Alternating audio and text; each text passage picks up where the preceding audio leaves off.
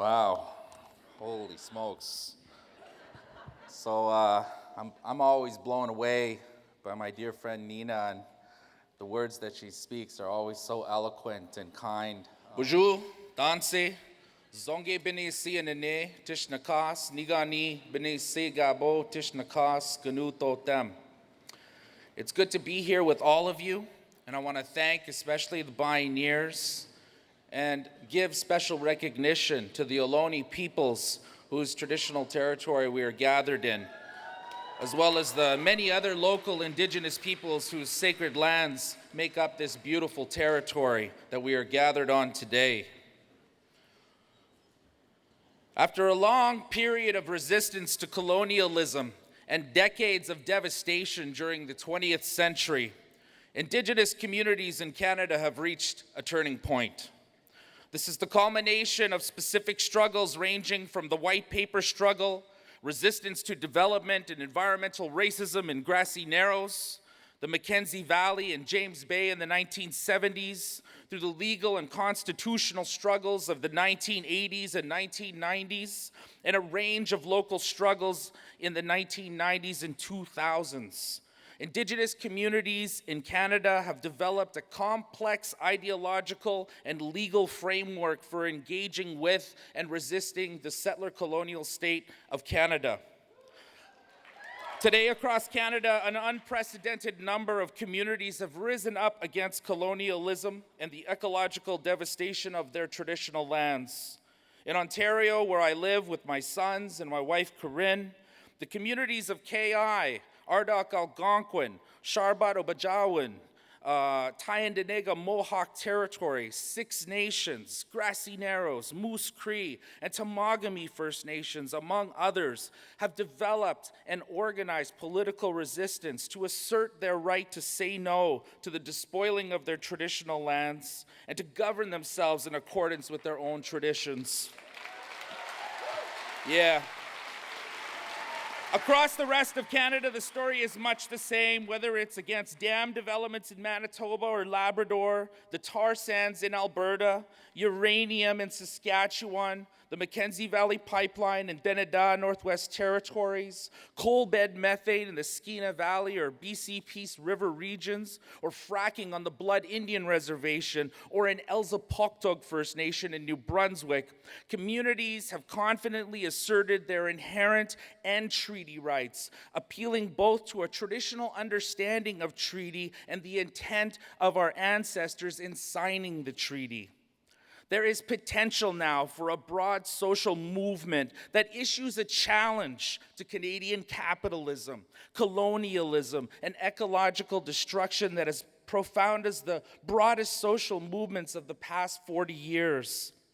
Part of developing this movement has been in creating spaces for Indigenous communities to share experiences with each other and to strategize together outside of government-created bureaucracies. Also important is the creation of a large body of supporters who are able to articulate and understand the issues and to intervene in ways that support rather than bar the formation of a broader movement. Idle No More is one of the largest mass movements in recent history. This movement has sparked,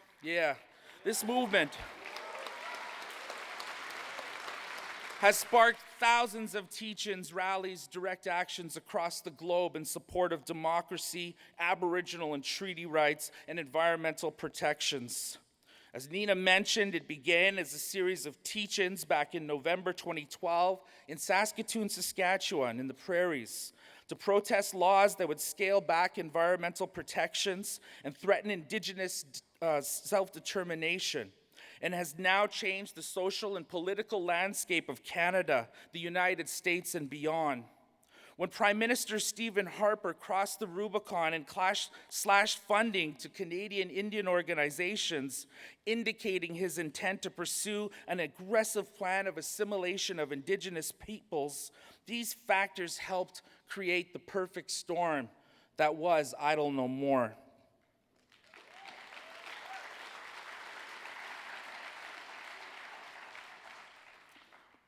Visibly led by Indigenous women. The movement rapidly inspired Native and non-Native people alike to shift from a sense of hopelessness, a feeling of idling, into action. And although only just over a year in existence, there are more than 300,000 people who are active in the Idle No More movement, with 130,000 followers on Facebook, 100,000 event participants, 700 local Idle No More groups, and hundreds of organized events.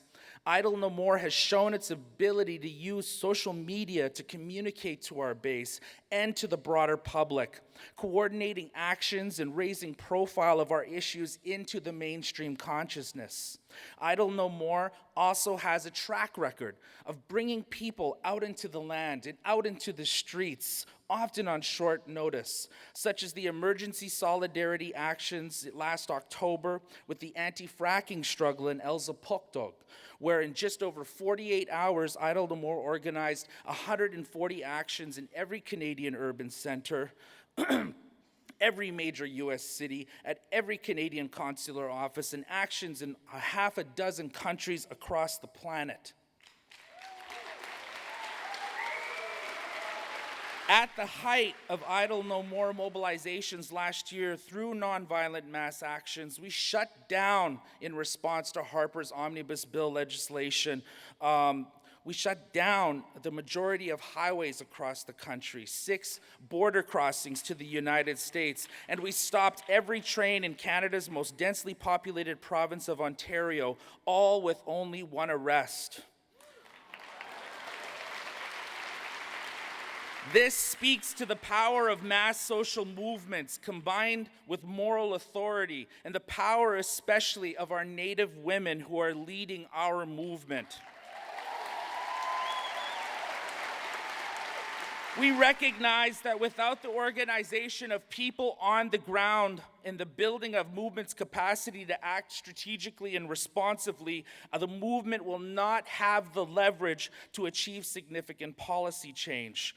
As a part of our effort to deepen our strategic capacity, early last year, Idle No More partnered with Defenders of the Land, a network of Indigenous nations united in land defense. This collaboration has brought hundreds of person-years of collective leadership, strategy, and policy experience together with the energy and dynamism of Idle No More. Through these strategies, Idle No More continues to engage rural and urban natives and non-natives in a way that emphasizes our joint responsibility to struggle for justice. Thank you.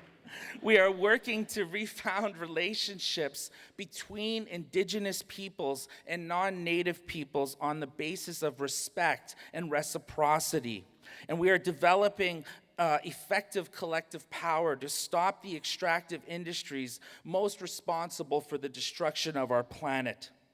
Today's fight for energy and climate justice has been redefined in both Canada and the United States by a new sophistication and resistance from Indigenous social movements, such as the International Indigenous Tar Sands Campaign, Idle No More, and dozens of local examples in which Indigenous communities have effectively expressed self-determination.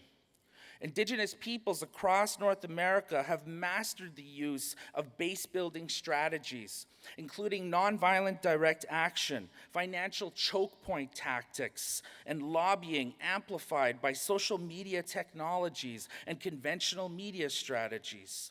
Rooted in a strong Indigenous spiritual foundation, these strengths have placed Indigenous peoples at the forefront of our fight against our economic paradigm of neoliberalism and all of its worst manifestations like climate change and its associated drivers such as Canada's tar sands and the dozens of battle zones across the continent where the promotion of hydraulic fracking is threatening hundreds of municipalities, First Nations, and Native American nations. Back home in Canada, with the current Harper government and the passing of the recent omnibus bill legislation, Canada has effectively thrown out 30 years of environmental, social, and economic policy. Shame. The one area that the Harper government has not been able to stack the cards in is the courts.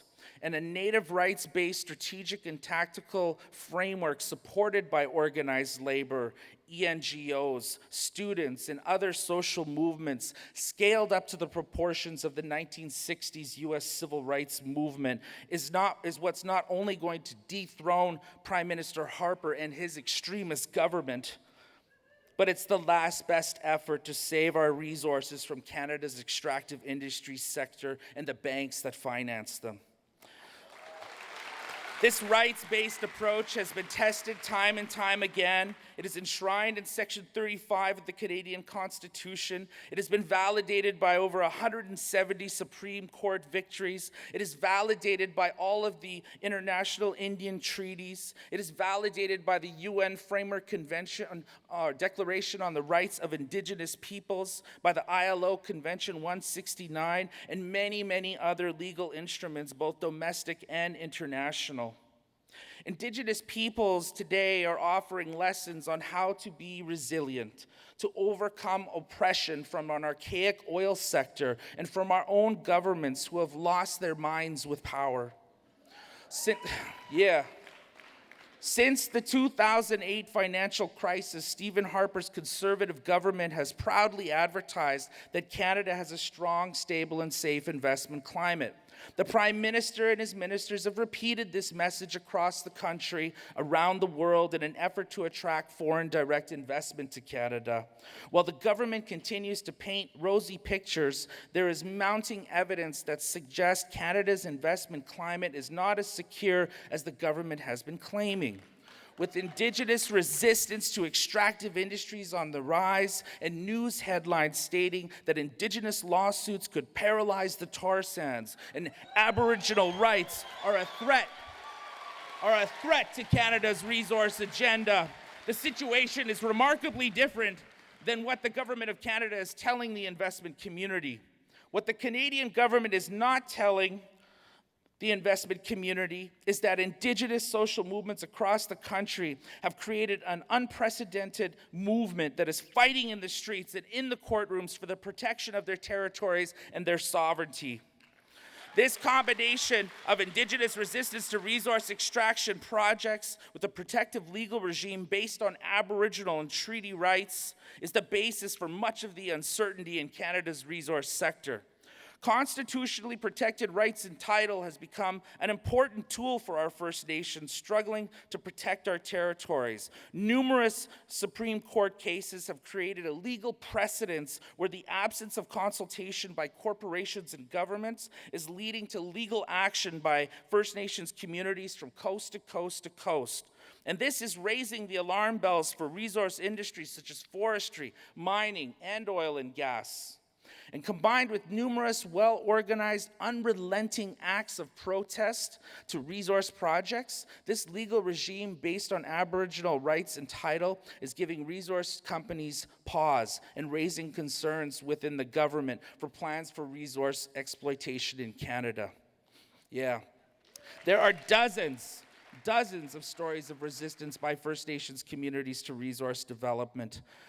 Projects which have led to the investment in Canada by Canada's extractive industries have become fraught with uncertainty.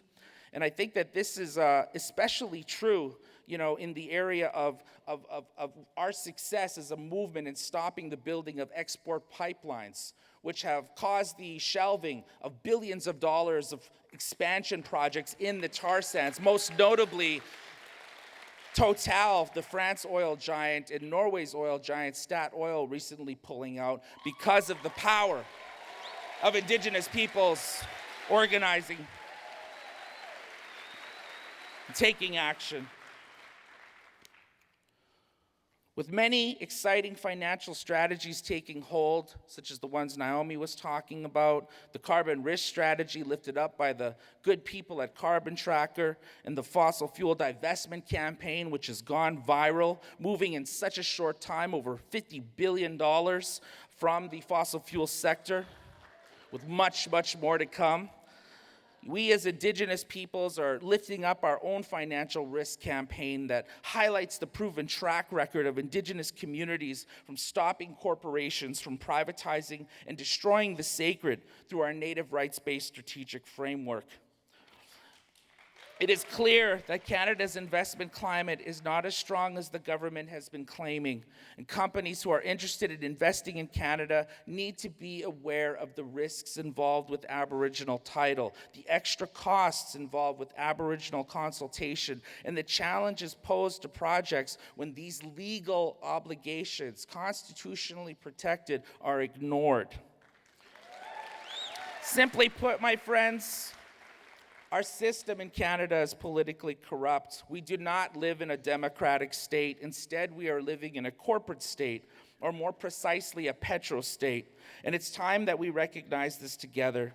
As Indigenous peoples, as workers, as environmentalists, we cannot fight and win these battles on our own.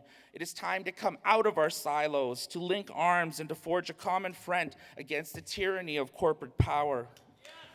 These are times when transformations and revolutions take place, but the energies must be harnessed and directed appropriately and must bring together the right mix of vision, strategy, and democratic organizing, with the convergence of different movements putting forward a clear vision for radical transformation. The dream I have for us all has its roots deep in reevaluating the relationship which industrialization has damaged the most. The relationship we all share with the sacredness of Mother Earth. It involves deepening our understanding of systems of oppression that keep us from coming together, such as race, class, and gender power dynamics. It involves us coming up with comprehensive strategies that embrace an intergenerational approach to strengthening our movement for justice. 10 years ago, when I last gave a keynote here at the Bioneers, I stated that climate change was the civil rights issue of my generation. And I set out on a journey with many strong Indigenous peoples to build what has become the most visible environmental and Indigenous rights campaign in history, the Indigenous Tar Sands Campaign. And after many battles ending in loss and many more in victory, we are now seeing the impact of our collective work. 400,000 people marched in New York City last month, and we were led by Indigenous peoples and by people of color from the front lines of the fight for energy and climate justice. The message that came from the tar sands block of the march was that of the Cree and Dene Indigenous campaigners from the tar sands region, compelling the climate justice movement to stop tar sands at the source. I see a shift in power today and a recognition of the incredible leadership coming from those on the front lines. And we continue to be faced with tremendous odds, but we must all understand that these challenges that we have are symptoms of the root problem, which is capitalism. This economic paradigm was born from notions of manifest destiny, the Popple Bulls, the doctrines of discovery. It was built up with the free labor of slaves on stolen Indian lands. And we have much to do in America and Canada to bring our peoples to a meaningful process of reconciliation. And there is a powerful metaphor between the economic policies of the country of Canada and the United States and their treatment of our Indigenous women and girls.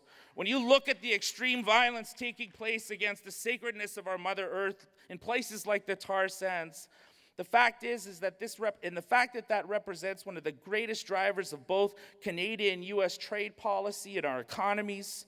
And then you look at the lack of action being taken on the thousands of First Nations women and girls who have been murdered or just disappeared.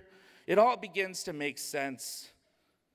And it's also why our women have been rising up and taking back power from the smothering forces of patriarchy that have been dominating our economic, political, and social, and I would say spiritual institutions. In short, violence against our Mother Earth begets violence against our Native women. And when we turn things around as a peoples, it'll be our women who lead us. And it'll be the sacred feminine creative principle that they carry that'll give us the tools we need to build another world. And I encourage you all to reach out, and sign up at our list at idlenomore.ca to find ways to plug in support. We have a very active Bay Area chapter for those of you from here in the Bay Area, and hundreds more across the lower 48 that you should seek out on our website and connect with. And I encourage you all to check out the Polaris Institute and find ways to support the Indigenous tar sands campaign and our emerging financial risk campaign. I'm so excited about this moment in time, brothers and sisters. I am excited about finishing the work that we were born to do. And in closing, I'm going to show a video here to close, but I want to share a final quote with you from 13-year-old Silaman pipeline fighter Takaya Blaney, who in New York City at the People's Climate March said that we should not be asking ourselves what kind of earth we are going to leave for our children, but rather what kind of children are we going to raise to take care of the earth. So I wanted to share some images of the People's Climate March and the face of the movement for energy and climate justice. And I thank you from the bottom of my heart. Please come check out the Indigenous Peoples tent and come talk to me. Play the video.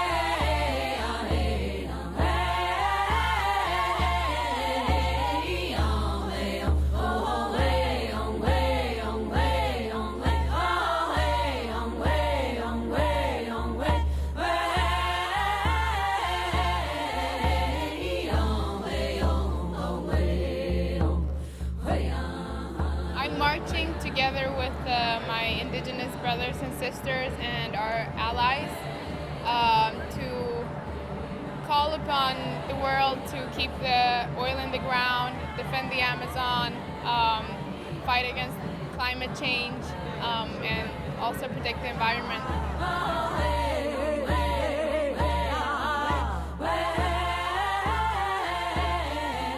And one of the most important aspects is that they've put Indigenous issues at the forefront of the walk.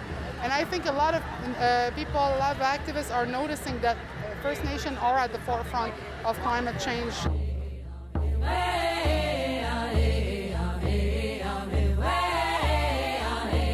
Reconnecting and restoring that balance.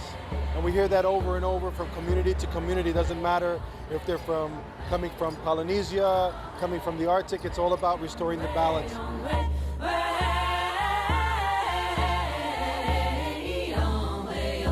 Resource extraction and exploitation of our lands is so easy because they go hand in hand.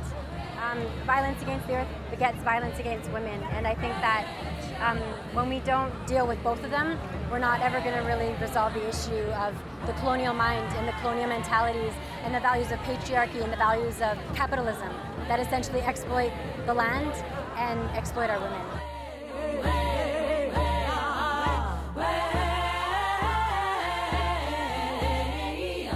Not be quiet to take action now, because we cannot be standing there. We have to do something. And that's what we're doing here. We are all taking action today. We're idle no more.